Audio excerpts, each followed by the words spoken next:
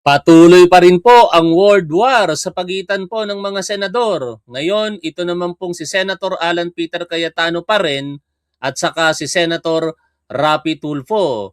Ano po ba ang unang sinabi nitong si Alan Peter Cayetano? Sa napakarami pong mga sinasabi nito, partikular ngayon para kay Rapi Tulfo o para sa Senado, no?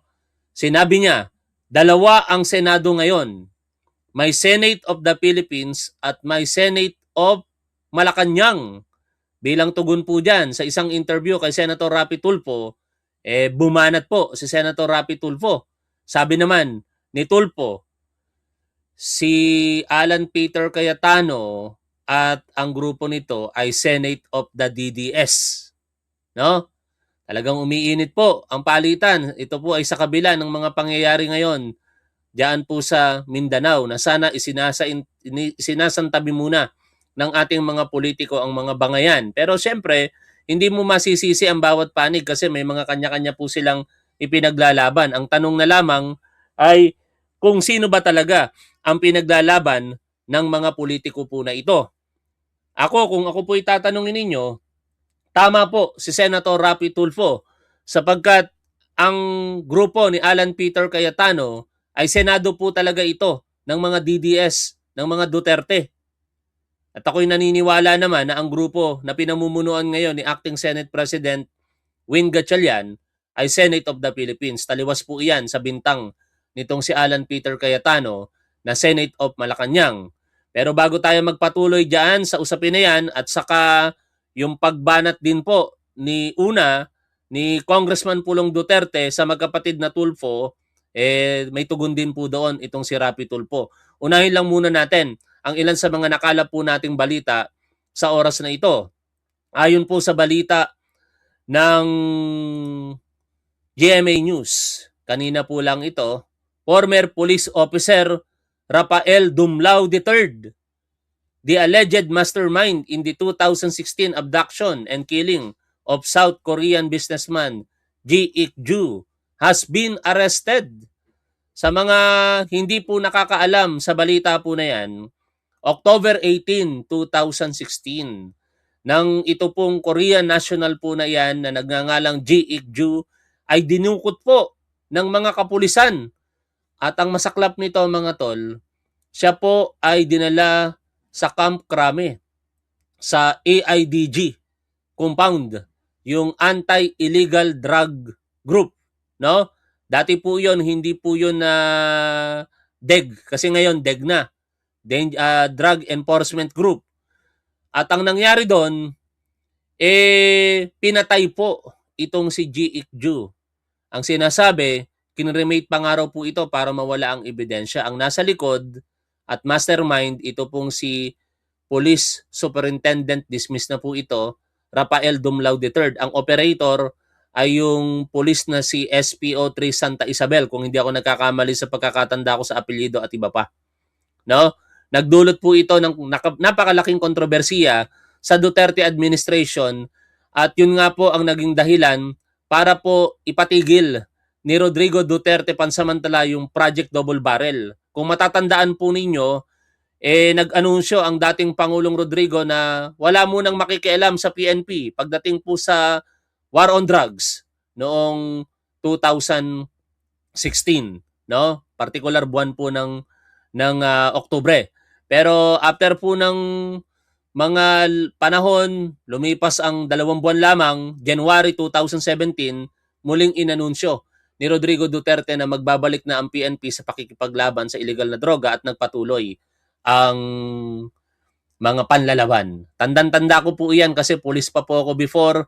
Nung lumabas po yung kautusan na yon, ay tigil kami sa pag-operate sa illegal na droga at nag-focus kami sa illegal gambling.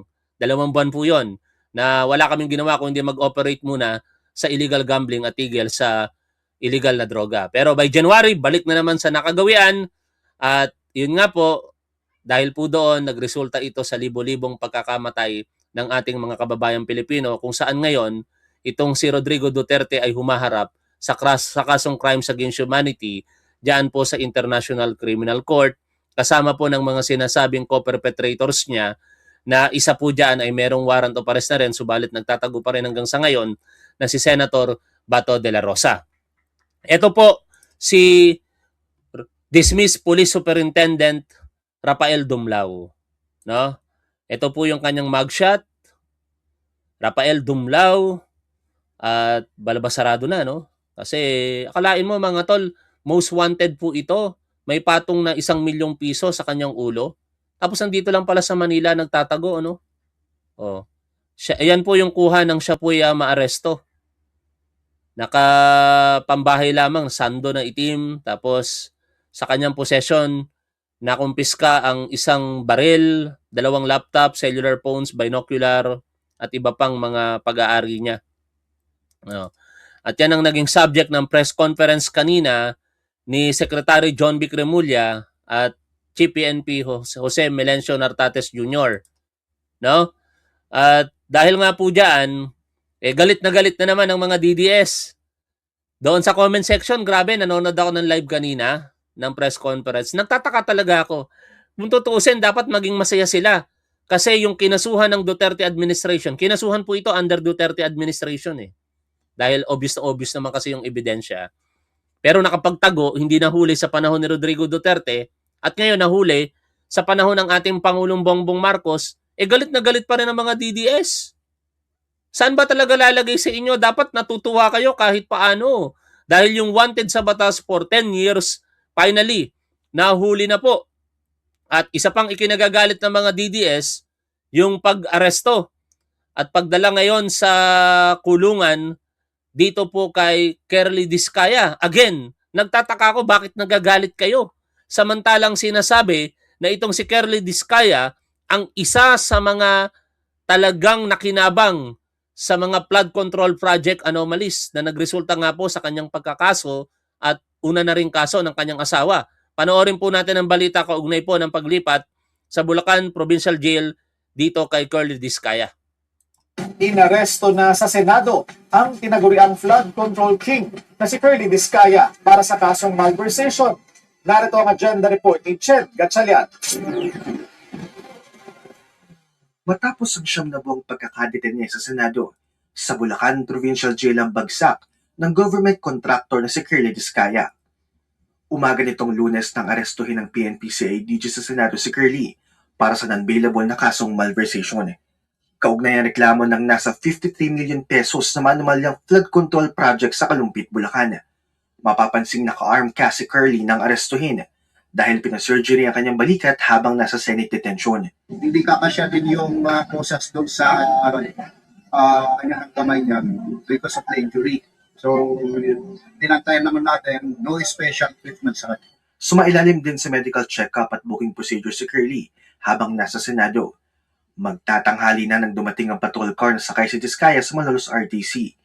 Ikinalulungkot daw ng kampo ni Kerly na humantong siya sa pagkakaaresto matapos ang kanyang umanong pakikipagtulungan sa gobyerno. Ay, sino naman pa?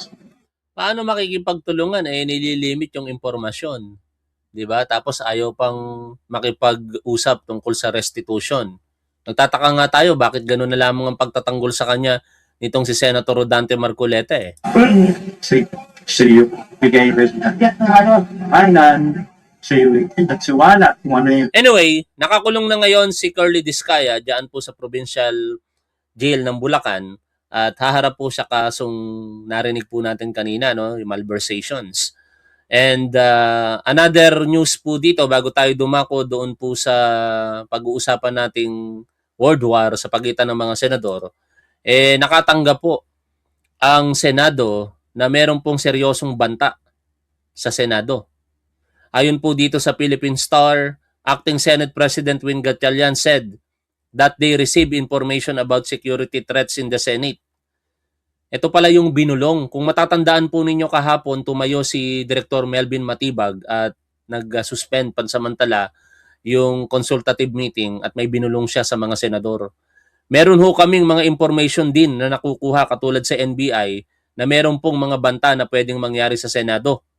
Ayon sa NBI, hindi ko lang ma-disclose, may mga intelligence na ipinasa ho sa atin at sa mga senador na rin ng NBI na may banta sa pwedeng mangyari sa Senado. At kailangan po kami mag-adjust ng security efforts. Ito nga po yung particular, sa balita po ng GMA News, during the Blue Ribbon Consultative Meeting yesterday, NBI Director Melvin Matibag informed the sectors present that there is potential threat to the Senate building and the Senate premises.